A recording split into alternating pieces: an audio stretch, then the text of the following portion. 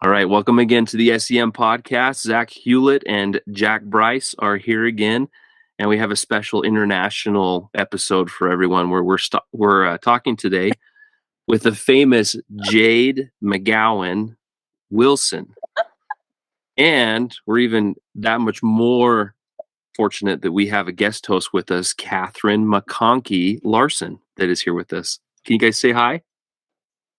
Hey. Hi. All right. The video won't show you unless you're actually talking. Yeah, you guys got to give us some voice. We want to hear from you. All right.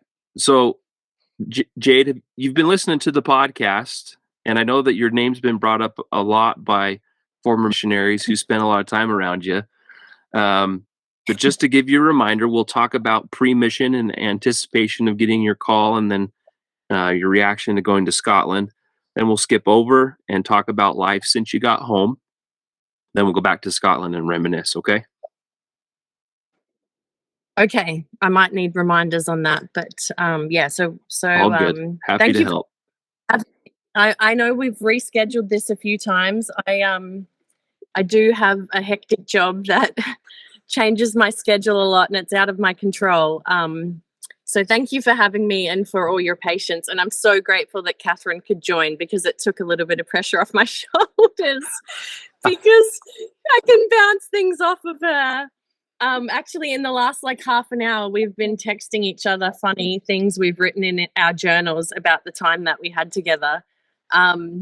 Because we only actually spent 6 weeks together.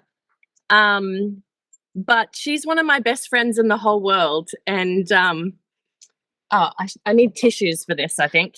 And it's been 20 years now after only being with someone for 6 weeks, and that's been such a blessing in my life, especially because that mission was really not fun, and a lot of people have expressed that, and I think even if one friendship, I got lots of friendships out of it, but I think even if this one friendship was one that came out of it, it was worth it. That's all that is, right? You just need one experience, one person. I mean, Jack and I spent 3 weeks together and then dawdled around each other the rest of the mission, and we still hang out once in a while. I had to convince him to move to Colorado so we could hang out more. So I'm glad that he's closer than he's ever been. Yeah, that's right. That's right. So what was the first thing I was supposed to talk about? No, sorry. Go, Catherine. Luckily, we have the world's greatest snow here. So then Jade comes and visits us so she can ski. Yeah, we've heard. We're very fortunate that we're tucking this in just before Jade goes on a holiday that I don't know how you have afforded the time you have off, but bless you for that. Yeah. So go back to getting your mission call, or the anticipation and plan, how you decided to serve a mission, Jade. All right. It wasn't a plan. I don't know if you do them there in the States, but here in Australia we have these firesides that you go to. It's I want to say, I don't even know if they still do them, but in YSA it was every 3 months or so where you would welcome back the missionaries that had just come home from your stake, and they would make them stand up and say where they had served, and then you would also have the missionaries the YSA stand up who had received mission calls and say where they were going. And I was at one of these firesides, and that happened, and I got those goosebump things happen, and I kind of shook them off, and I was like, that's not in the plan. Go away. And then I think I was at an institute class or something, and there was a scripture. I can't even remember the scripture anymore. I know it was in Doctrine and Covenants, but there was a scripture that they read, and the scripture to me said, you have to go on a mission. You don't have a choice. Go now. And I was like, okay, can't shake that off. And at the time, my dad was the bishop. And so I had to go to my bishop and say, I need to go on a mission. So I had a bit of a double whammy because I had to go to my bishop, who was also my dad, and say, oh, I think I'm supposed to serve a mission. So he was floored in both roles. And then we kind of started the process. And I don't remember the timing exactly. I just remember that I knew I was going to Scotland before my birthday, which is in August, and then I was in the MTC on the 23rd of December 2003. So I don't know all the timings, but it was something like that. So that's how that happened. I love it. Well, take us now to, you got home from your mission. Do you know the month and year? Because I can't do math that quick. Yeah, so it was July 2005. Okay. So take us to July 2005 and onward to now. What have you been up to in your life?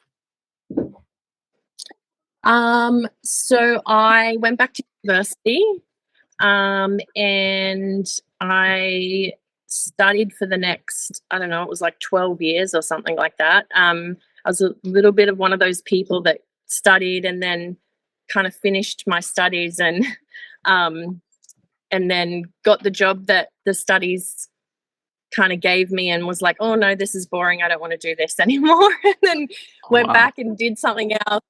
But long story short, I ended up being a forensic scientist. I'm a police officer. I'm a sworn police officer, but I'm a forensic scientist now. And that's what I do in the state police here in Queensland, Australia. Wow, so like the CSI team type of thing? Yeah, basically. Yeah. That's so cool. Sometimes Jade sifts through finger parts and has to get dead bodies and wear zoot suits where she has to get the blood off of the walls, legit CSI. All right. So Jade, you have to tell us, what did you go to school for? And then you tried it and you said, nah, that's not for me anymore. Oh, right. Okay. So I started out, I wanted to be a doctor.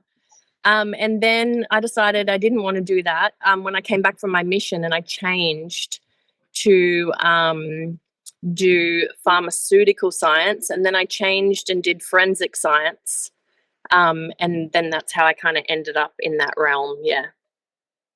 Okay, so it wasn't like you did the full coursework to be a doctor and then you said, nah, no thanks. You just changed your study courses along the way?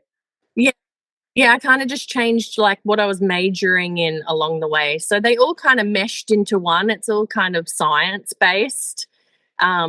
So they all built on one another, but yeah, it's all kind of meshed into one. My brain's full of things I don't use anymore, but it's all right. True for all of us. Yeah, I think what Jack said is right. We all have some stuff clunking around that's not applicable anymore. So tell us more about your family life. All right. So I met my husband in the police academy. He wasn't a member of the church. And I was pretty bold when I got home from my mission with my prayers. I felt like I was kind of entitled to ask God for stuff. And so when I fell in love with my husband and I thought, oh, I think that he's the one, I prayed to God and I was like, you know what? I'm not going to be one of these people that waits around for 40 years to get sealed in the temple, God. So I'm not marrying this guy unless we're getting married in the temple now. And I just had this overwhelming feeling that it was going to happen soon and that I wouldn't have to wait 40 years.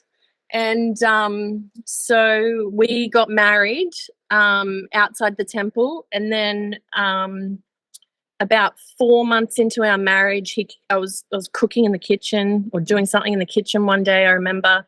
And he came into me and he said, I'm going to get baptized. And I thought he was playing a joke on me.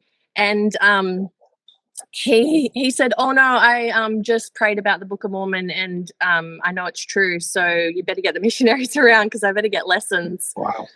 Because I don't know anything else about the church other than what you tell me." And so that's how that kind of went. And then 12 months later, we got married, and I'm in the temple. So yeah, I only had to wait 12 months. So yeah, it's been good. Wow, what a story. Yeah.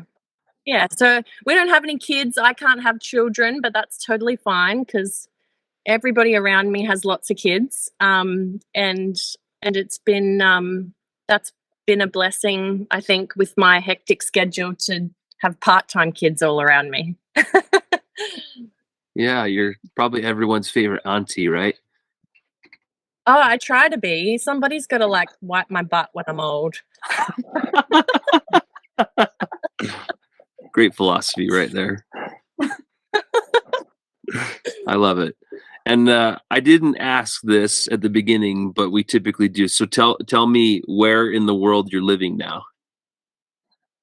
Oh, well, I live in Brisbane, Queensland, Australia. I've always lived here my whole life, or in the vicinity of this sort of region of the world. Yeah, this is where I came on my mission from, and yeah, this is where I live. So do you have family and like parents that still live relatively close by? Yeah, most of my family live about 45 minutes away from me. I do have a brother that lives in Wyoming.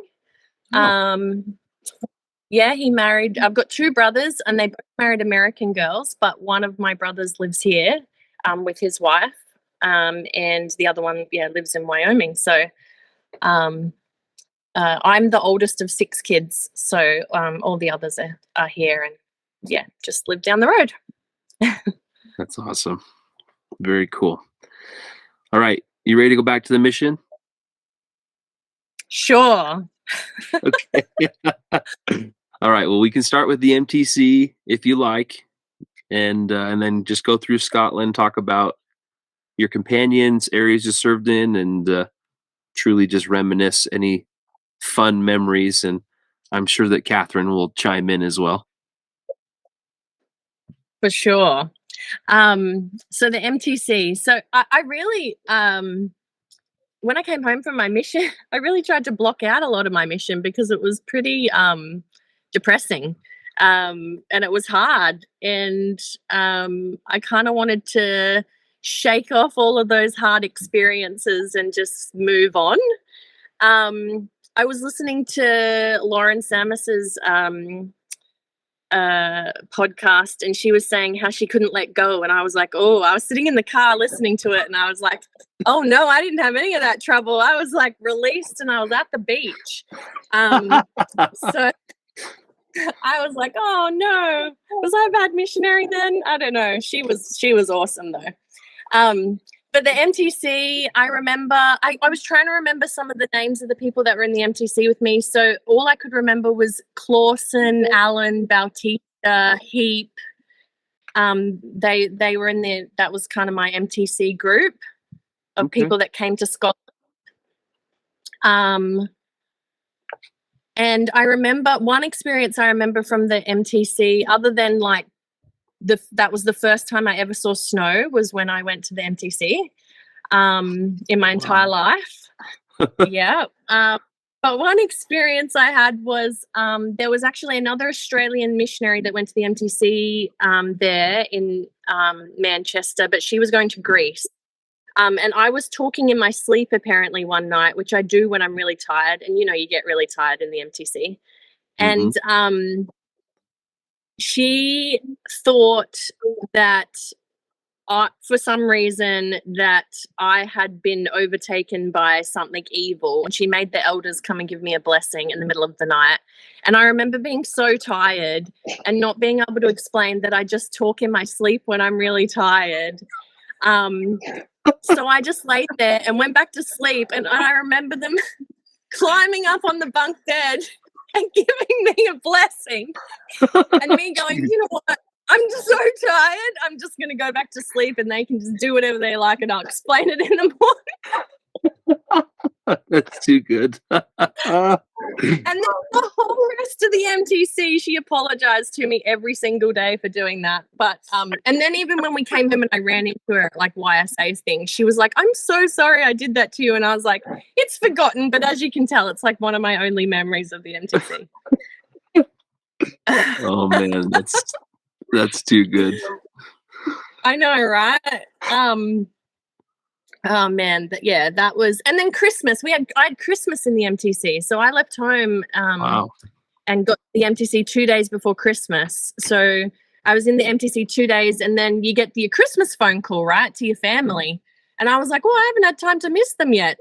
But we had those phone calls, but with the time difference and stuff, my family couldn't figure out how to like hook up the phone call. So I didn't actually end up talking to them on Christmas Day. I think I ended up talking to them the following day at some odd hour, and it was for like a couple of minutes because I was like, well, now I'm busy because it's not Christmas Day anymore. And it had only been 2 days and they didn't miss me either. So it was like, well, what are you going to talk about? So it was pretty boring, but it was nice to have Christmas in the MTC and see snow, and that was all like really eventful for me. It's like being in a movie, you know? Yeah, absolutely. Yeah.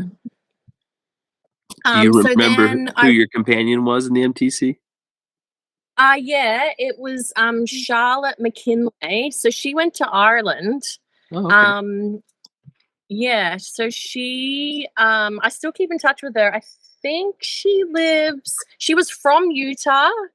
But I think, and she actually married another elder that was in the MTC with us that went to England. Really? And now I had a mind blank on his name. I have them both on Facebook, and we like sometimes send each other messages, and you know, like you follow their little families and stuff. I forgot what her new last name is, but yeah, anyway, they got married. And I think they live over New York way now. But anyway, she was wonderful. She was beautiful, and we kept in touch throughout the mission and wrote letters back and forth and about our different experiences for being in different places. And no, she was a good companion. Yeah, That's amazing. yeah. And then I was super lucky because I had her in the MTC, and then I went to this great person in front of us as well, who immediately upon like meeting her apologized, like, "Oh no, I've got to train you. I'm so sorry." And I was like, "You're all I've got, so let's do this." It's true. A lot of energy, Jade. You had a lot of energy. Oh no, it was good though. We went to Kirkcaldy, which I don't know how long you had already been in Kirkcaldy before I got there though, Catherine. I think I'd been there 6 weeks before, if I remember correctly. So I think I had 6 weeks before you, and then 6 weeks after, and then I left and went. I'm trying to remember the order of everywhere I went. Then I left. Yeah, so I got there and was only with Catherine for 6 weeks, but we had I made some notes on some funny things that we did, but it was Catherine's birthday. But when I first got to the flat, obviously all the members and everyone give the missionaries lots of chocolates and gifts. So the entire kitchen cupboards were full of treats. And so I was a depressed eater, and so we downed those treats. And I think I gained a lot of weight in the first like 2 or 3 weeks. But those treats came in handy because for Catherine's birthday, and we were laughing about it, we made a cake out of the treats. We didn't like bake a cake because we didn't have time because we were such hard workers, right? We really were. I had no idea how hard missionaries worked until Catherine introduced me to all of the things. It was definitely eye-opening, and I realized what was required to be a missionary and to get to know Jesus Christ. And again, it was worth it, but it was definitely hard. But we made this birthday cake. Catherine, you've got like a way better picture of the birthday cake than me. I just wrote notes. I should get a journal, scrapbooks out if I could find them. Oh, I look so bad, but I don't know where they are. I didn't get them. But we made a birthday cake out of like a layer of peanut butter on a plate, and then we had cookies around it, and then we had chocolates in the middle, and really whatever we could find flat at the time. Like, it was a terrible concoction. By then, my pajamas were falling apart, so they were all cut off. I was so fat. I'd gained so much weight at that point. Oh, Fit into nothing, and we just ate, I feel like, actually. And we made it. I don't even have a picture, Jade. I need to find one somewhere. It was like, I've got chunky peanut butter around the edge of the plate, jelly beans that spelled out happy birthday. We had shortbread, biscuits layered with banana because we had to be a little bit healthy. And chocolate chip cookies by 4 layers. Oh my gosh. That's a great recipe. It was Oh, good. yeah. That's How the much? best How much birthday of cake. that did you two eat? Probably none of it. They ate the whole thing. I don't think we ate any of it. Let's just say I can't remember. Yeah, I can't remember. I don't think we ate much of it. That's a fair answer. I like it. Yeah. And then the other funny thing that I found in my journal with Catherine was I think I'd been with I think from the notes it looks like I've been with you for like a week, and hopefully I don't embarrass you with this story. But I think I was like, I don't know, reading a book or something at night, and I've written this in my journal, so I must have thought it was hilarious. And you've like come out of the bathroom and then run into the bedroom, mostly with no clothes on. And I've written like this big title in my journal called the McConkie Nudie Run.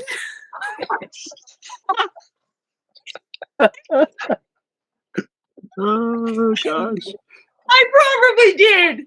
I have a lot of built up energy on the mission. I've asked you about it afterwards when you've come out with clothes on, and you said, I'm so tired, I just couldn't be bothered to put pants on.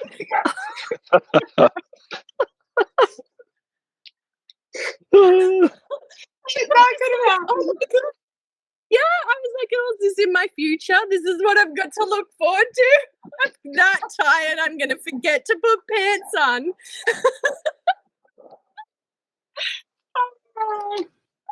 Yeah. I know, I was like, oh, I've only been out a week and this is what I've got to look forward to. That's enlightening because you have no idea how often that happens with the elders. I can tell you the nudie runs were a consistent thing, especially when I served with Dan Conway. So that's too funny. Yeah. Oh gosh. And then I've got this other one. I can't remember if you remember this one, but it was obviously winter and it was super cold, and coming from Australia and not had any experience with snow before, or even the amount of rain that Scotland gets, I had not the right clothing. And so I was being educated, obviously, from someone who is used to that sort of thing. But anyway, one day we were waiting for a bus and it was too cold to wait in the bus stop. And there was a phone booth close by. And we were in all our thousands of layers, which make you look like sumo wrestlers, right? And so we squeezed into this phone booth so that we were out of the snow and the wind while we waited for this bus. I don't know, we must have been going to an appointment or something. And we squeezed in, and then the bus came, but then we couldn't get out because we were squeezed into this phone booth. So then we were like, you know, like two, like, imagine just like sumo wrestlers trying to like wedge our way out of this tiny and try and like wave to the bus through the falling snow, like we're coming, but we're trying to like wedge our way out of this. I think we made, my journal says that we made the bus, so we must have got out. Thank goodness. But that was definitely like an experience of trying to layer up with enough clothing. But it was just, yeah, I think every day I just felt like a sumo wrestler trying to have enough clothes on, and I was freezing every day. That's all I remember. I remember just thinking, am I ever going to be warm again? I'd never experienced cold like that in my entire life. I think your mom sent you UGG boots. And that was like the first time that I'd really heard of them because you were so cold. But we went out and we stomped your name in the snow. Do you remember? It was the first time, and we went downstairs and we stomped Jade in the snow in the parking lot, and then went back up to our room so we could see it like really, really big down below. Do you remember? Yes. And that's I remember we did that, and we put a snow angel beside it, and that's the first time I ever did a snow angel in my life as well. Yeah. Man, we would first.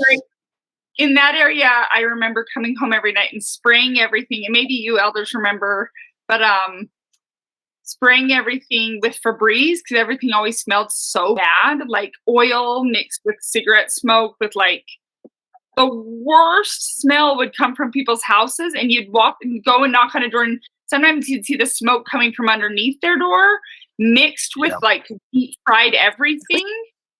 It was the worst ever. And so we'd spray everything every night so we could like survive the disgusting smells of every house. And that's the area I remember doing that the most in. I can't speak for Jack, but having been married for as long as I do, I've realized that my wife has a way better nose than I do. And I think that's a mothering thing because clearly mothers have to have heightened senses for the fact of being moms. And, but I can't imagine how many times you guys would have done it compared to us because we're just boys and we stink anyway, you know? But that's pretty funny because it's true. Like, didn't matter where we went, there was always cigarette smoke somewhere or a deep fried something anywhere, or you'd go into someone's house and you can just feel the cooking oil like floating in the air from battering whatever. It's just, I know exactly what you're talking about. It's really funny. Yeah. I have a note here that Catherine taught me at many doors. We would get to a door and she would be like, okay, so you've got to hold your breath during this lesson. And I'd be like, what? How am I supposed to hold my breath? But I learned to hold my breath throughout my mission for whole lessons. You only breathe through your mouth, not your nose. It smells like hippo cages. You only breathe through your mouth, not the nose. That's great. I learned that. That's great advice. It was great advice. She was a great trainer. That's so good. Oh man, Catherine, I've got this other thing written down. Do you remember the hair nest? Yes. I had long hair. Why I didn't just cut it like more often? And I would wear these beanies because it was so cold. And I would get these rat's nest. I got a rat's nest like this big on the back, but not really knowing that I had a rat's nest. And I walked into the church one day and someone made a comment like, Sister McConkie, what's wrong? What's wrong with your hair? And it was just a snarl of like a rat's nest. Just couldn't work through it. Just like awful. Because you're always wearing coats and everything's all like smashed. And yeah. And then I had rat's nest in my hair. It was good. Not good.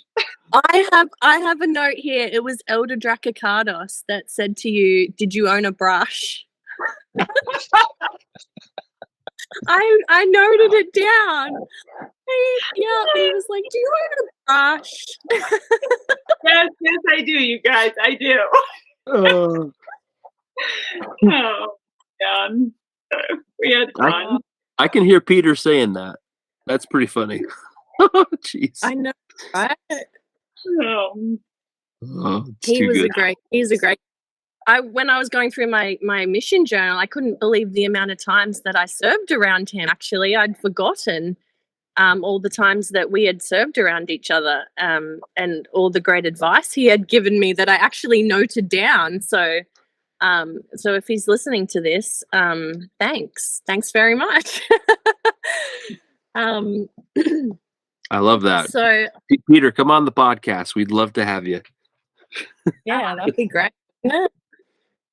Oh gosh, Catherine, do you have any other memories you want to share? I have a picture, you guys, of this. For those listening, won't be able to see it, but this is us smashed in the bus. Oh my See gosh. that? That's how my journals went, you guys. There's us smashed trying to get into the bus. I'm trying to think of Kirkcaldy besides the massive amounts of chocolate we ate. And how it was hard. It was hard. It was a hard area. It was cold and it was dark and it was winter and it was just cold. And we didn't have any baptisms in Kirkcaldy. It was a hard area. So it was Jade only, I figured she only had to go up from there. Like you only start at the bottom and then work your way up is a good place to start. That's my thought. So, yeah. No, well, I had Catherine for 6 weeks, and then the next person I had was Heather Bond, and she was going home, so I knew I only had her for 6 weeks. So it was again super depressing because I had this great person for 6 weeks, and then the second person again was wonderful, but I knew that had a deadline because she was going home, and that was for 6 weeks as well, but Heather taught me how to pray. She prayed so well that I used to open my eyes during the prayer and look around to see if Jesus was standing there, because she made it feel like he was seriously, this sounds so dumb, but she made it feel like there was somebody actually there that she was physically having a conversation with. And I used to every time peek an eye open and be like, is he actually here? Did he show up? Because this prayer is happening. It was just, I don't know how to explain it. You just have to hear one of her prayers. And then since the mission, she still prays like that, right? I've seen her since the mission and heard her pray, even over food. And I still peeked my eye open and I was like, is he here? Is he going to bless this food really well? And you know what? And I thought, maybe it's just me. But then we taught this lady, I don't even remember where it was. We taught this lady. And then the second time we went back, she said, I don't want you to teach me anything today. I just want you to pray over me. And I think her husband was ill. And she was like, and I want you to say it. And she pointed to Heather. And she was like, because I know that when you say it, something happens. And I was like, oh, it's not just me. Other people can feel it. It was just she's just got something about her. But Heather was the first person that said to me, and I think I heard Elder Rittman say it, about the £1 million experience that you wouldn't pay 2 pence for. That's totally the Scotland Edinburgh Mission, right? Yep. It was the £1 million experience that you wouldn't pay 2 pence for. And I remember thinking, no, I'm going to make it like a £1 million experience, but it just wasn't. Even how hard I tried. And I actually noticed when I was going through my journal, every day, I think after she told me that quote, every day I tried to, after I wrote about whatever experiences I had, I tried to write something that I had learned from that day. So every entry's what I learned at the end of every day. So thank goodness I'm actually going to go through it again, because I probably need to learn some of those things again. But look, after Heather, What was your second area? Where were you at? Oh no, I was still in Kirkcaldy. Oh, okay. Oh, you stayed. Yeah. Okay. Yeah, I stayed. I Yeah. left I left and then had Sister Heap, who you had come out with, and she'd only been out 6 weeks. That's right. And I left and went to Edinburgh after Kirkcaldy before I went up to Orkney. Oh, cool. That's So I left. Yes, you left me. I was devastated. It I was pretty mad at President Vriens for like my whole mission for that. And I'll tell you, when we get to the President Vriens section, I'll tell you like it's quite evident. Anyway, so then I had Stephanie Janes. So if Stephanie listens to this, so Stephanie was the red hair, if anyone can remember her curly red hair. And that sticks with me because it was everywhere all the time. Everywhere all the time. Like, how does someone have that much hair and it falls out and she still has that much hair? It was just everywhere all the time. Anyway, that's my Stephanie Janes. That's all I really had for Stephanie. But but you know what? Stephanie wrote me a really nice letter halfway through my mission, and because I didn't think that we had like the greatest time, because I was probably still depressed and mad at President Vriens for first of all giving me or sending off Sister McConkie and then sending Sister Bond home, which was the end of her mission. That came out wrong. That was the end of her mission. She didn't get sent home. She finished her mission.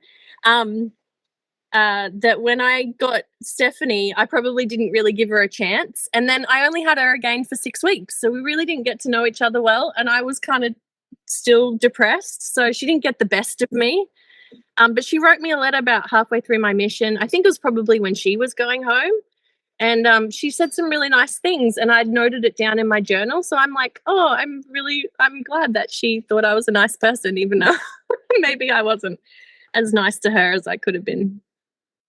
But after that, I left Kirkcaldy and went to Aberdeen. I went to the Bridget on, but I was in Aberdeen. Okay. And I had Alison Laird. Oh yeah. Yeah. So she introduced me to everyone. She just knew everyone, and she had been there for a while, I think. So it was a bit of a like, you know, these are the bus routes, and this is all the members, and this is how you get around, and it was kind of that sort of experience with Alison. And then she left and I stayed and I trained Sister Crookston. Oh yeah. Now I've just had a mind blank. What's her first name? I've just had a mind blank. Melissa, that's it. Yeah. And it's Bradley now because she married an elder from the mission. That is true. Yeah, that's right. So I trained her and she was a super sweetheart. And again, I think I was still mad that I didn't have these other two great companions from the beginning of my mission. I really held on to stuff and I still do it. It's something I'm not a very good trait of mine, that I can't shake things off. So she probably didn't get the best of me, but I did try my best to train her. And then I think we were together for 3 months, and then she left and I stayed in Aberdeen. I was in Aberdeen for 9 months. Oh, wow. And then I got, what's my note here? I got Sister Heap, which I was so excited to get because, again, we were in the MTC together and I knew her and I knew that she was wonderful and I knew we had got on in the MTC. And I thought it was going to be fantastic, and it was. She was really refreshing for me. I think I frustrated her a lot because I dragged her around everywhere because I had been already in Aberdeen for so long. I kind of was like, well, we're going here and we've got this appointment and we're doing this. And I kind of dragged her around everywhere for a while. But I felt like we had some fun and we had some baptisms and so we had some good experiences. And when I was looking in my journal over my experiences with Krista Heap, every day I think I wrote how amazing I thought she was. So if she hears this, there you go. I thought that you were amazing every day. The neat thing about Aberdeen is because we knew everybody, we didn't cook. I don't think I used because we had dinner appointments every day, which wasn't, again, good for the waistline, but we had dinner appointments all the time, so that was really neat. Yeah. It's a great ward, Bridget Dawn Ward. I'm sure they took great care of you. Oh, totally. I remember one day we actually had 2 dinner appointments that were like an hour apart, and we were too kind to tell one of the families we couldn't make the other one. And we thought, oh, it'll be all right. You know what? I'm going to say their names because it's been 20 years and hopefully they'll forgive me if they listen to this. So it was the Dempseys and the Williamsons. So if you search John, you'd know both those families totally. And so I think it was a fast Sunday. So the Williamsons invited us. Oh, sorry, my construction workers are. Yep. The Williamsons were like, come have pancakes to break your fast, and the Dempseys were like, come have dinner, and we were like, okay, that should be all right. We can fit that in. And so we went, but like, have you had Brother Williamson's pancakes? There's like stacks and stacks of pancakes, and they're so good. They're the best pancakes to date I've ever had in my life. And we ate way too many. And then we were so full, I was like, we need to walk or at least run to the Dempseys. But Brother Williamson, being so kind, was like, I'll drive you. And we were like, oh my gosh, okay, yep, you can drive us to our next dinner appointment. Thanks so much. So he drove us. Oh my gosh. Okay, so then we get to the Dempseys, and it's not just a regular dinner. She decided to make a full, like, roast, like a full, like a Scottish roast with, like, all the trimmings, like Christmas. Oh my God. And I bought this on, and she goes, oh, I just felt like it. And I was like, oh no. So we just had all these pancakes, and then we had to down all this, which was beautiful, but I've never felt so sick after a beautiful meal in my entire life. Hazel was amazing if she ever hears this, but we had just eaten way too much, and Krista and I walked out of that feeling very full and very sorry for ourselves, and I learned a valuable lesson. Did you ever do the Samoan sway? Do you guys remember doing that? One of the elders told me, do the Samoan sway, and so I'd walk in, unzip the back of my skirt because I had eaten way too much, could not fit any more food in, and would unzip it, put my thing over, and then just sit there and kind of move around so you can put more food into your mouth. Absolutely. That's a tried and true way of getting that stuff moving. Yeah. I heard it called the Samoan scrunch. Same. Yeah. Oh, that's so funny. Oh wow. I think one of you guys served in Aberdeen. Did you ever do the Bucky Farm carvery, the all you can eat for £2.99? Did you ever do that? How did I miss that? Where was that at? Yeah, I don't remember that. I can't remember, but we did it as a celebration for, I think in my journal I wrote it was like Elder Buckner or someone like that was going home, and so we all went there on like a P day. It was $2.99, and that was the only other time I got so full that I felt sick after eating like so much food. But it was £2.99 for all you can eat at this carvery. Oh my gosh. Yeah, it must have been a place where the missionaries had come and worn out their welcome, and so we weren't invited back ever again. That has to be it. Maybe I was probably up there the move after that. The date I got is August 2004, so maybe we wore out well. Dang it, missed it by that much. Yeah, shortly after that, we found Jimmy Chung's and the all-you-can-eat pizza buffet at Pizza Hut. Those ones. I didn't do those ones. Oh my gosh. Too funny. Oh, wow. Okay. What have I got now? You and Sister Heap were the first sister missionaries that I served closely around because I moved up to Peterhead when you guys were there in Aberdeen. And you totally changed my perception of sister missionaries. So my mom served a mission, but she always had terrible stories to tell about it. And you guys are so cool. I was like, how is this possible? I'm so glad you said that. Oh man, I didn't feel cool at all. You were. If Jack thinks you're cool, Jade, that's high praise. I can tell you right now. Oh, I'll just like pat myself on the shoulders then. That's awesome. Oh, again, I had a great trainer. See? You just didn't serve around me, so you would have known. Yeah. Yeah, pat yourself on the back, Catherine. Absolutely. Do it. My motto was, if you can't take a picture on P-Day, it's not worth it. So my per companions, I was all about like having fun. And so I was like, okay, where are we going to go hike to? What are we going to do today? Are we going to go play soccer on the beach or football, cheer football? So I feel like I had a lot of fun, actually. I mean, it's fun sometimes, you know. Great motto. That's a great motto. I have a lot of good pictures.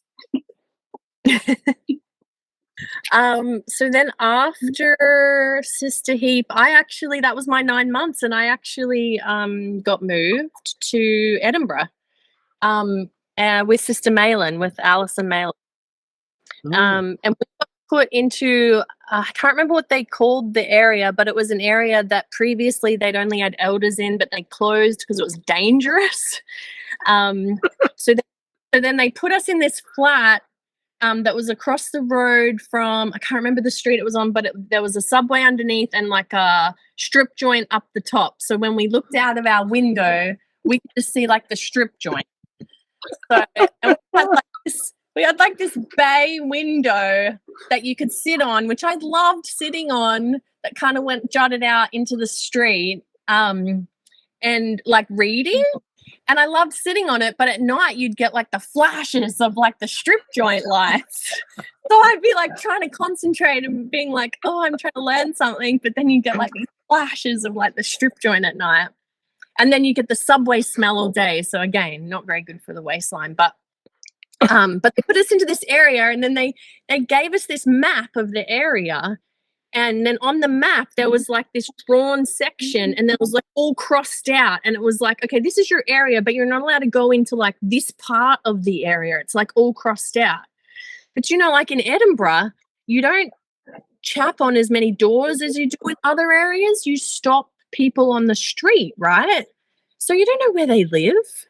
So Sister Malin, she was really good at stopping people on the street, way better than I ever was, because I spent a lot of my time in areas where you chapped on doors.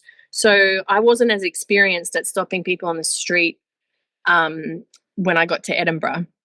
So she used to stop more people than me, and she was able to like get more appointments and stuff. Anyway, she got this appointment, and I was really excited about it, and she told me about it, and we got back to the flat and we looked up their address, and it was in the crossed out area.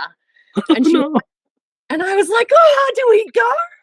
And she was like, oh, but they were so great and it was so amazing. And I was like, okay, we're gonna go. And so we went, and we took the bus down there, and we went, and we actually, I don't know if the right word is we got kidnapped, but we got held against our will. So then these people then held us. I reckon we were at these people's house for like six hours or so. I don't know. It's just I know Ali doesn't. Oh my gosh. So she's not going to be able to correct me. But we were at this house. So when we first showed up, they were like feeding us, and it was all really great. But like after about half an hour, you get like that feeling like we need to get out of here. So then after about half an hour, for the next like few hours, we were trying to leave. And every time we left, they would like sit us down, block our pathway, feed us more food, offer us drinks, and we were like trying not to drink it because we were like, I swear that we're going to get drugged or we're going to get whatever. It was pretty scary at the time, but I laugh so hard now because it's so Alison Malin. It's so like something she would do even now. She'd go into someone's house and get kidnapped. It's just her personality. And I was like, trust her to get me into one of these situations. So we were in this house, and then eventually we distracted them enough. We told them we wanted more food, and so they had to go cook it in the kitchen. And whilst they were cooking it in the kitchen, we like jumped up and ran out the door and literally just ran until we thought that they weren't following us anymore, and then found a bus and got back into our like proper area. So that was it's fun now. At the time, it was a pretty crazy. And we were like, we're never going back into the crossed out area again, and you're not allowed to stop anybody else in the street. It's like, that's it, no more. But she used to talk to people so well that we were on a bus one day. I think we were going to an appointment, and we're on a bus, and she was talking to somebody, and we weren't sitting in the same seats. And I didn't realize she was talking to somebody, and I just kind of like pressed the stop button to get off at the next stop, and I hopped off the bus, and then the bus kept going and she didn't get off with me. So then I'm like running after this bus, like, and then I was like, oh, well, we've been kidnapped. She'll be all right. So then I just kind of waited, and I waited, and after about an hour, she came back.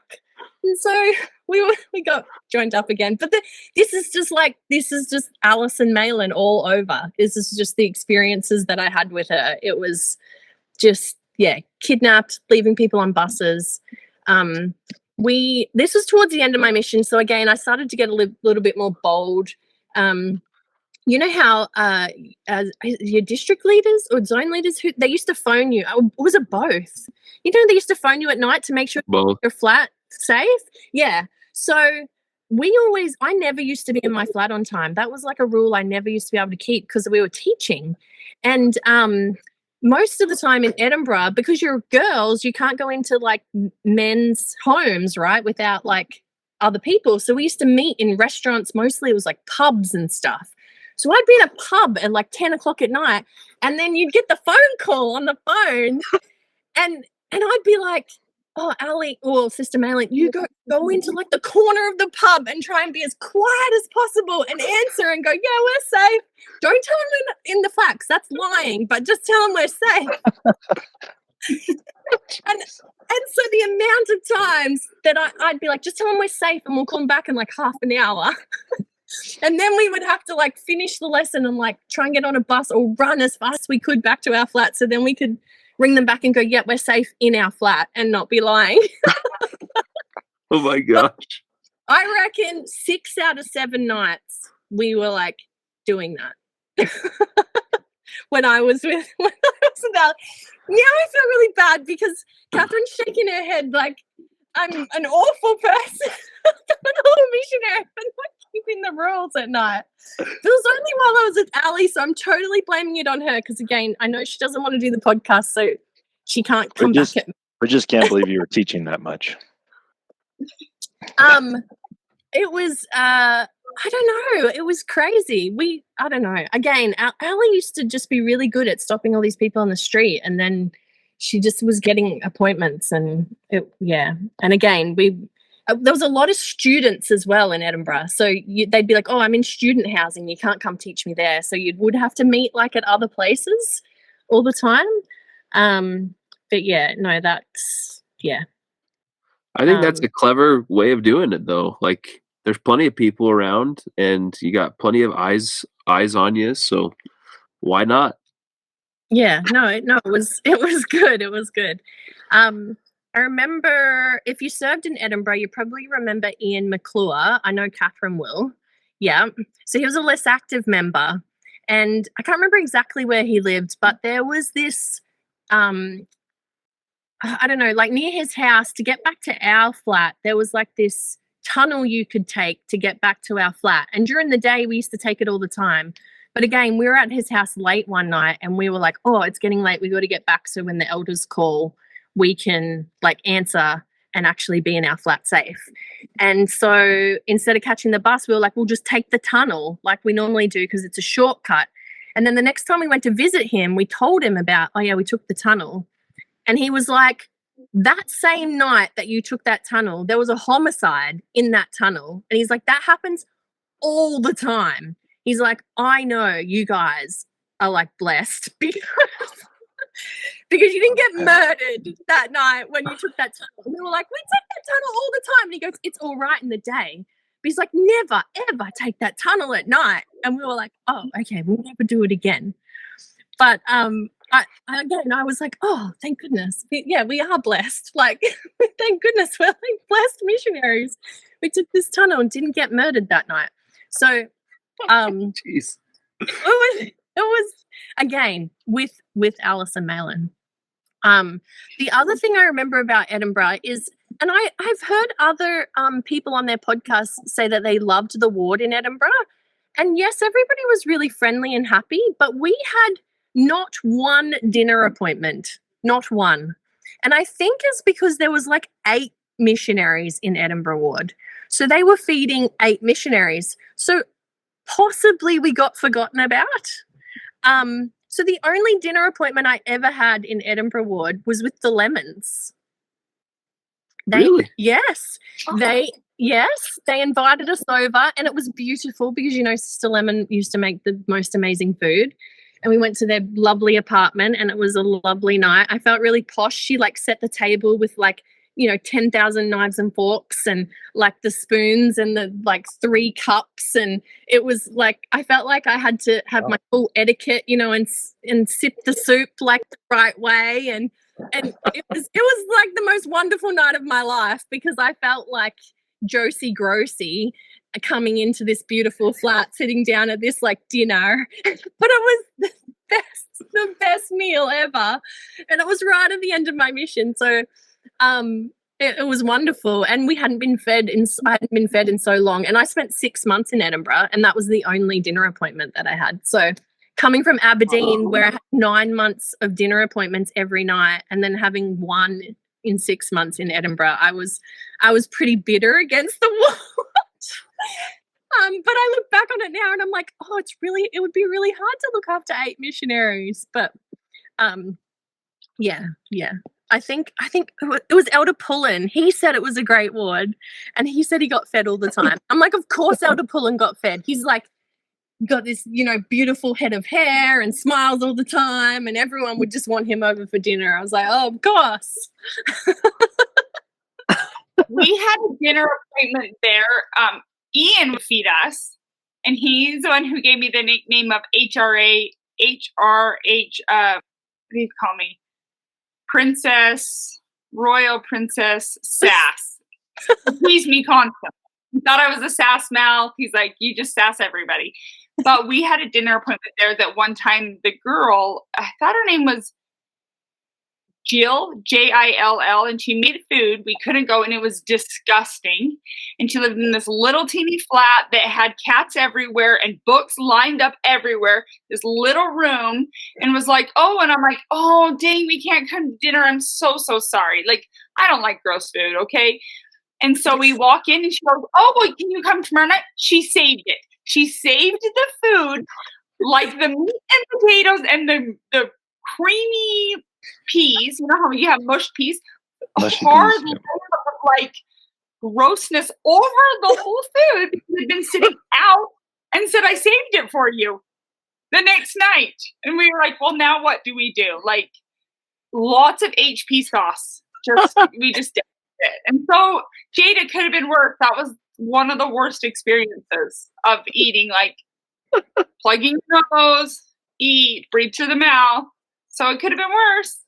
No, I remember Jill. I remember going to her house and her offering to feed us. We went to visit her and her offering to feed us, and her like opening up kind of like it looked like dog food. And I'd be like, no, okay, we've eaten. Yeah, no, I know exactly who you're talking about. It was bad. It was really bad. Oh, wow. That's so funny. That's so funny. Who else did I have in Edinburgh? Oh, So after Ali, I had Maren Roberts, who you've already had on, and I haven't listened to hers and Kenny's podcast yet. I haven't had time, but I'm sure it was hilarious, and I can't wait to listen to it. You have a long flight coming up. Maybe you can catch up then. Oh, I totally have that planned, actually. Like, honestly, I really do, because I love listening to them, and I've been making my husband listen to some of the ones that I've been listening to, and I sit there laughing at stuff, and he looks at me like I'm a weirdo, and I have to explain to him stories like Jill, and the dog food type stuff, and the books, and the smells, and all the stuff, and yeah, no, it's all the things, but But I think I was only with Maren for 6 weeks, and I didn't train her, but she had only been out for 6 weeks, I think, prior to that, or she'd only newly been out. So when she got with me, but oh my gosh, she's a force, like just so wonderful and happy. And I was broken by that time. Like I was so ready to go home. I think I only had 3 months left, and I was with her for 6 weeks, and I was sick as well. I'd been sick since Christmas the previous year. I had bronchitis and it wouldn't go away. I'd broken my ribs from coughing. I had it was awful. It was, it was just, yeah, it wasn't going well for me, but I had in my head that I had to just work till the end. You have that thing where you're like, you've just got to work till the end. And I was like, my parents are coming to pick me up.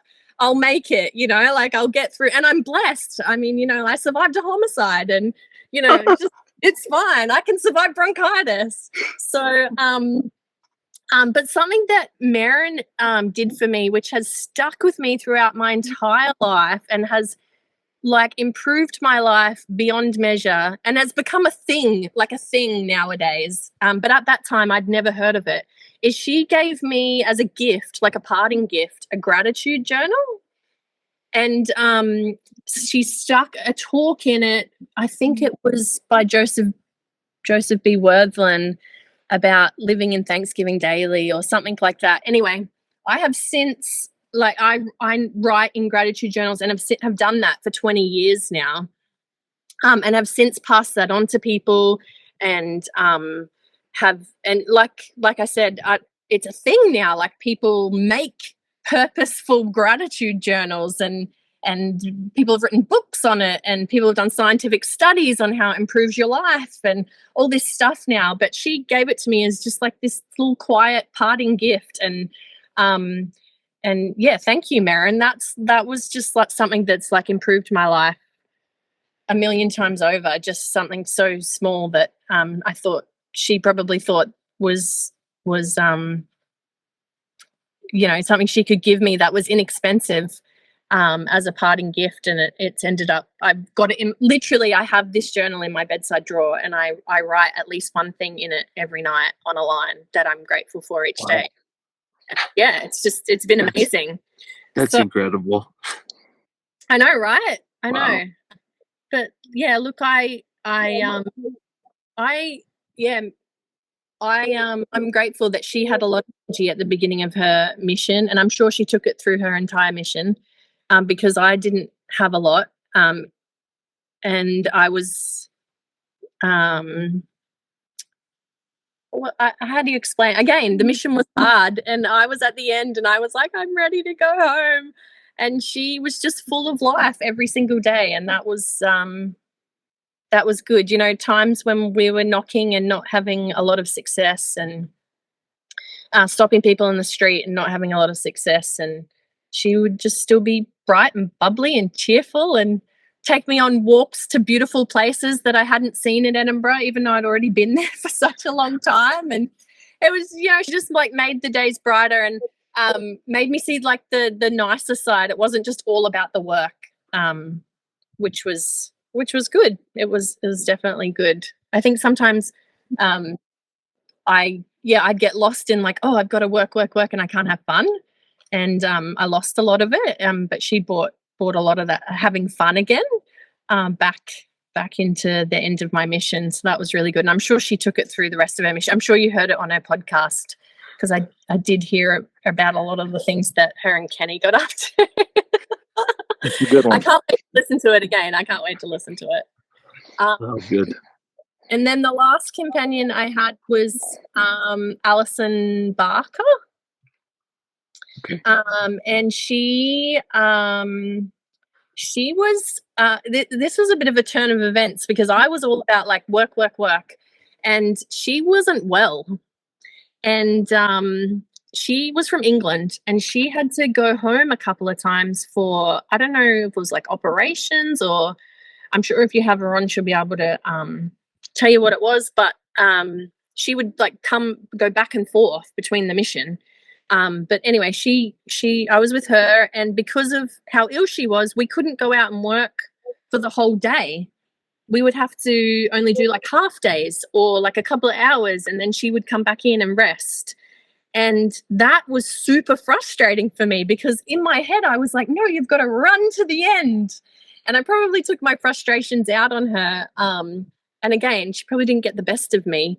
But and I'm sorry for that, Alison, if you listen to this. But it also, again, like I said to you, I was ill. So because I was forced to rest with her, I was able to get better as well. So it ended up being a bit of a blessing, I guess, to be with her at the end. But I remember one experience that I had with her. We knocked on a door, and the person came to the door and they said, I'm really sorry, I'm too busy to talk to you right now. I'm cooking sausages. And that goes down as the best excuse for not wanting to talk to missionaries ever in my entire mission. And I wrote that down as, top excuse for not wanting to talk to missionaries. Too busy cooking sausages. And that was with her. But I've got so many like little things that I wrote down that I wanted to share with you. We had when I was with Sister Crookston, we had a less active guy stop us on the street and give us fool's gold. We had like a leprechaun. Yeah, like he was like, oh, we get some fool's gold, and I was like, it's not real, and he's like, no, but you can pretend. And anyway, he was. And this was a guy that, like, he was less active, like I said, and we would see him in the morning and he'd be, like, really happy and good and give us stuff. And then in the afternoon he'd be drunk and, like, half falling over when we'd seen him in the street. But I can't even remember his name. I've got an experience that I think it's from July 2004. So it was a zone conference, and it was when Breach and Samus were together, and they had been sent to Orkney. So they had come down for zone conference to Aberdeen. And we had, I don't know, I can't remember who I was with. It might have been Sister Heap. And we had gone out, and they had come back to the flat earlier, and we couldn't get into our own flat, because they were staying with us. And we were wondering why we couldn't get in. So we're like buzzing, and they're like, hold on. And we're like buzzing. And then they finally like buzzed us in. And then as we were walking up the stairs, we could hear music playing, and it was like church music, but it was music playing really loud. And then we get into the door, and the whole flat is full of balloons. And the music is playing really loud. And then we walk into the living area, and they're sitting under the clothes hanger. I don't know what you call it in America. Is that what you call it? Like the clothes horse? Like you dry your clothes on it inside? Like, is that what you call it? Yeah. Yeah, like a drying rack? Like a drying rack? Yeah. Okay, so they're sitting under it with towels over the top of it. And when we lift the towels up, they're nibbling on chocolate orange. It was just the weirdest, craziest thing. And I just remember bursting out laughing and just thinking, what is going on here? But it was just like the best experience ever, because again, the mission was horrible, and then you had these experiences that you happen, and you were like, this is so crazy, but it's so fun, and it just brightened my day, and it was just so great. But I'd written that down. I don't know if Samus or Breach remember that experience, and I don't know where they got all the balloons or the music or the chocolate orange, or how they even thought of this experience, or how they had time to organize it in between zone conference and traveling. But it totally must have made my day, because it made the journal. Those are things you learn when you serve on Orkney. Absolutely, like they must have. If Catherine went there, she'd be able to tell you. We did. Me and Samus would drag our mattresses from our bunk bed, because I never went off the island. So we would drag our mattresses into the front room, and we called it P-Day Eve. And then we'd have a slumber party, because we were the house of like the church. Yeah, we would watch like the Prodigal Son, and then have a slumber party together, because of course it was just us. And then have a party, a dance party. Just us together. A lot, like having our own summer party, getting ready in preparation for P-Day. So nice. That's what we had to do on the island. Oh my gosh. I served in Orkney too, Catherine, so we can reminisce a little bit more about that when we talk in the future. I have this entry in like massive letters in my journal that in August 2004. So what's that like? I'd been out for 8 months, and it says, "Will I ever really laugh again?" Oh my gosh. Oh my gosh, I must have been so depressed. And then that experience with Breach and Samus happened shortly after that. I'm like, yep, God knows me. Oh my gosh. Thank goodness. Oh my gosh. We had an investigator in Aberdeen when I knew I'd been there for 9 months, and I was like, for sure, they're not going to leave me here. They're not going to leave me in Aberdeen for longer than 9 months. So I was telling all my investigators, like, you're going to get someone great, and Sister Heat's going to be here, and it's going to be really, like setting them all up for like the move. And we had an investigator say, no, you give me the mission home's phone number. You're not allowed to move. You're not allowed to move. And so she like phoned the mission home multiple times a day for like a whole week, and apparently made up some story and said that she was like a blind pensioner that could only have Sister McGowan come and teach her so that they wouldn't move me. So embarrassed. I can't remember. It might have been I don't know. It was one of the assistants or one of the office elders. Again, it might have been Dracocardos or someone like that rang me and was like, do you know we're getting these phone calls? And I was so embarrassed. And I was like, she's not a blind pensioner, but that's really lovely. And you can totally move me. She'll be fine. But that was, oh my gosh, it was so funny. But that was kind. I was like, oh, I must have done something good here.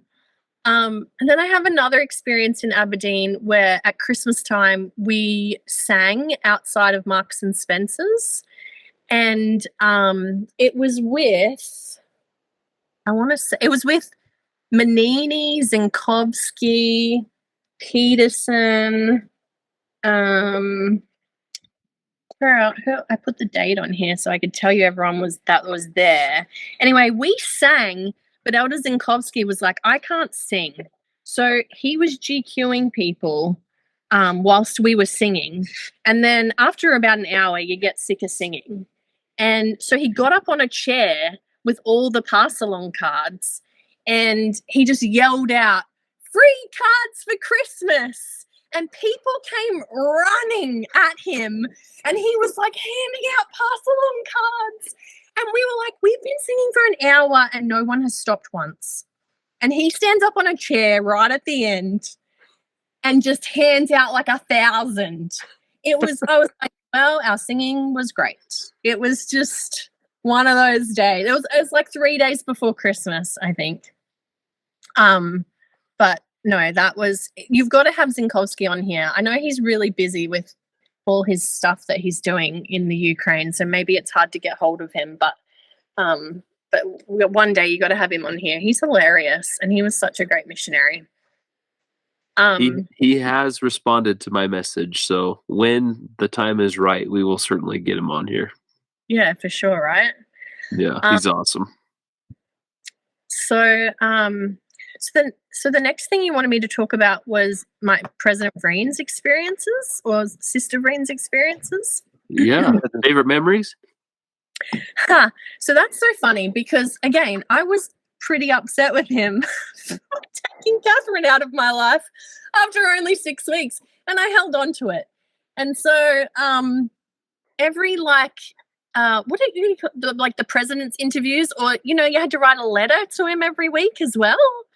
Yep. I would remind him about this thing that I was hanging on to. I've really got to get over this. Like, we really need to be friends.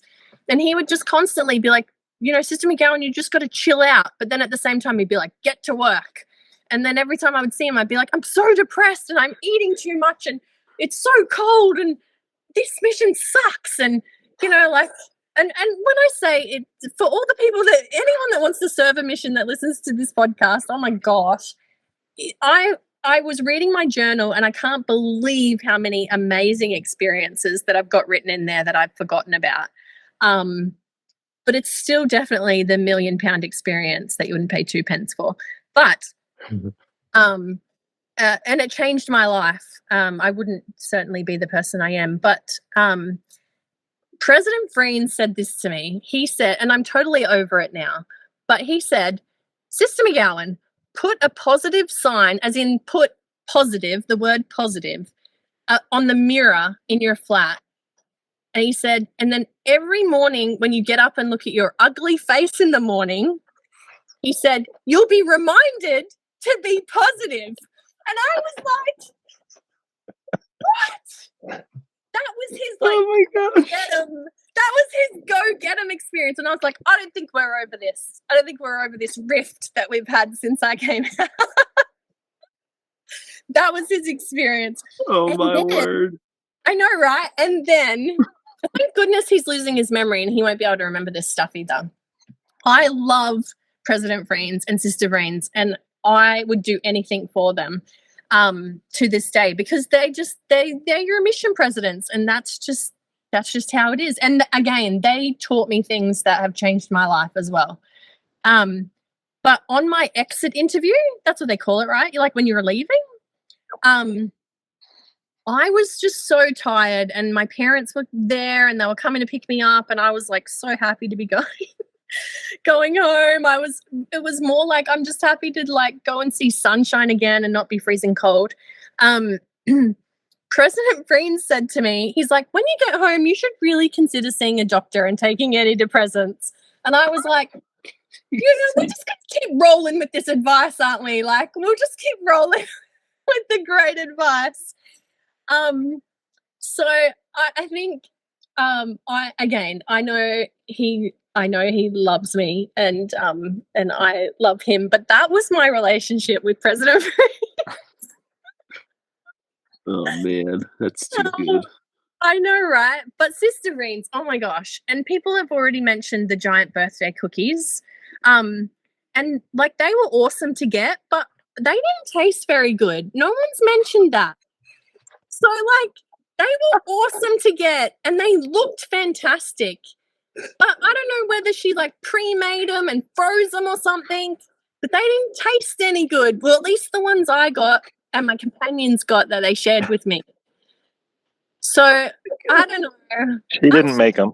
Don't be you're not insulting her. She gave them to us, but she didn't make them. Who made them? A sister in the Edinburgh Ward made them. Well, then I feel so much better. Okay, so so much better. They just did not taste any good, but they were like it was a gesture, right? It was still the gesture. Yeah. I loved it. Like, how good was it to get any type of mail, let alone a giant cookie? My first ever snowball fight, like proper snowball fight, was at the mission home with Sister Vriens. It was on the 1st of March 2005. And she totally, like, we kind of like picked up a couple. Someone showed me how to make snowballs, and we kind of like picked up a couple and we were like chucking them amongst one another. And then all of a sudden she comes out with this bucket full of pre-made snowballs and starts pegging them at us. And I was like, holy cow, this is on. But we didn't have pre-made snowballs. So we had to like take cover and then like make a bunch. And then I was like, I can't peg these at Sister Vriens. So then I was like throwing them in her general direction. So they kind of like were hitting walls behind her and stuff, but she was pegging them at us. But then like the office elders came out, and I got a note. I can't remember which elder it was, but I remember, or Elder Bear. I've got a note here that says that he made one that was the size of a pumpkin and pegged it at my face. And then I've got like another note. There was another elder that I've got that says that he like threw one that landed on my head, and that like I had the biggest headache ever, but it was the funnest day. It's just like it was the best. So my first ever snowball fight was then, and it was with Sister Vriens, and that's my experience. But she was ruthless, but then I couldn't be ruthless back because I thought, how do you peg snowballs at Sister Vriens? But yeah, no, that was, and it was at the mission home as well. As long as you didn't break a window, you should have just gone after her. She came out with the pre-made bucket. I mean, she deserved it. She elected herself into the game. I know, right? Yeah. It was your first. It was your first one. How are you supposed to know the rules? I know. I didn't know the rules at all. I was just like, oh, what do you do here? But there was a lot of firsts on my mission because of the culture and the weather and all of that sort of stuff. And but yeah, look, it was definitely worth it, but I would never do it again. And it's changed my life. And I've been blessed abundantly, and I believe it's all due to the work that I did on my mission and the people that I met and the things that they taught me. Oh, I love that. Well, I have to say to both of you, while you're both here on the podcast together, you are easily two of the most popular sister missionaries in the S.E.M while we were there, just so you know. I'm not kidding. Like, that is so funny. I'm thumbing through notes ever since we talked to Caleb Spragg on the podcast.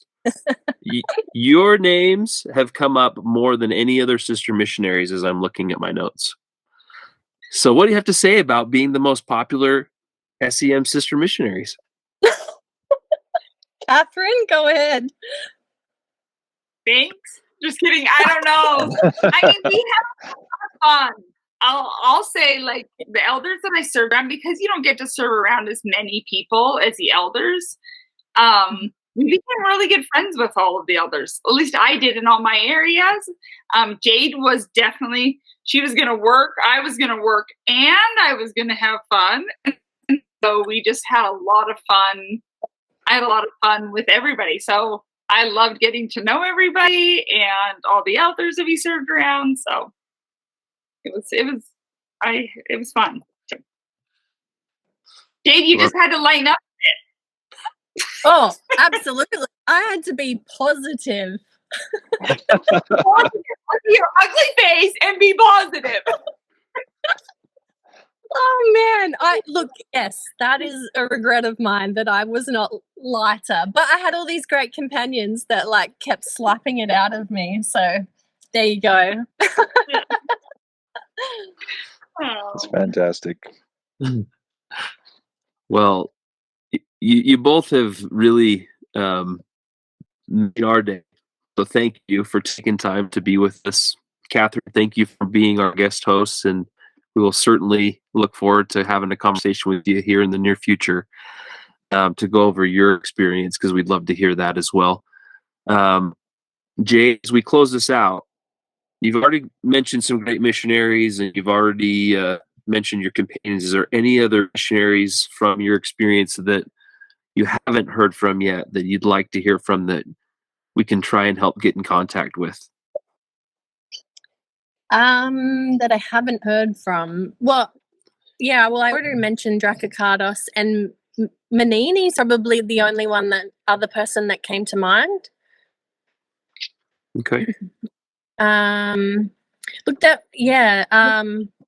was a few like earlier on in my mission, probably more like Catherine's vintage. That way earlier. Yeah, like that was her nice way of saying older missionary than herself. You're old.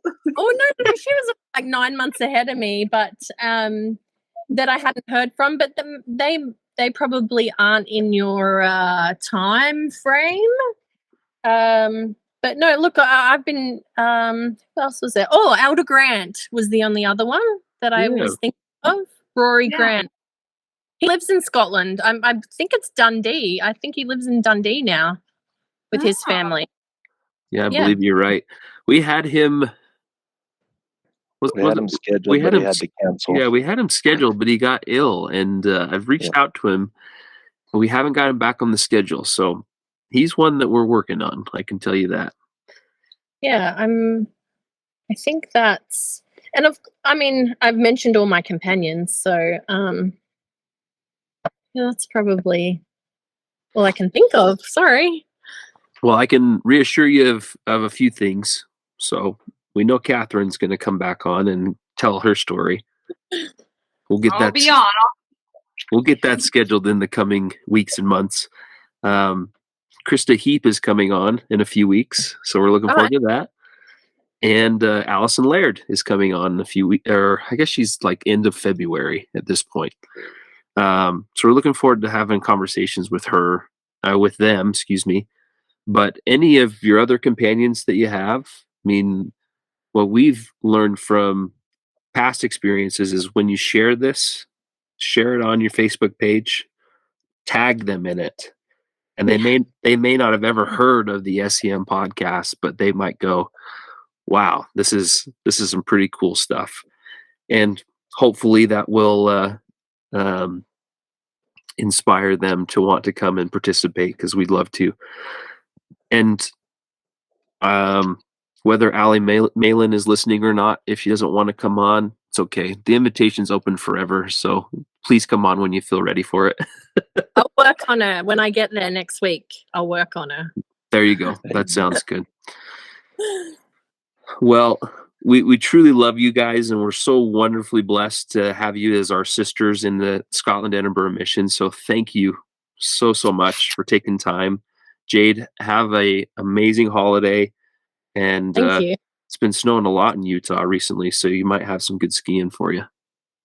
Some of the best in the nation right now. Well, good. Well, we appreciate you both.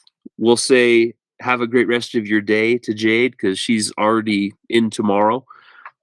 And we will say goodnight to the rest of you. So thanks so much. We love you guys. Thank you for your time. All right. Cheerio then. Cheerio.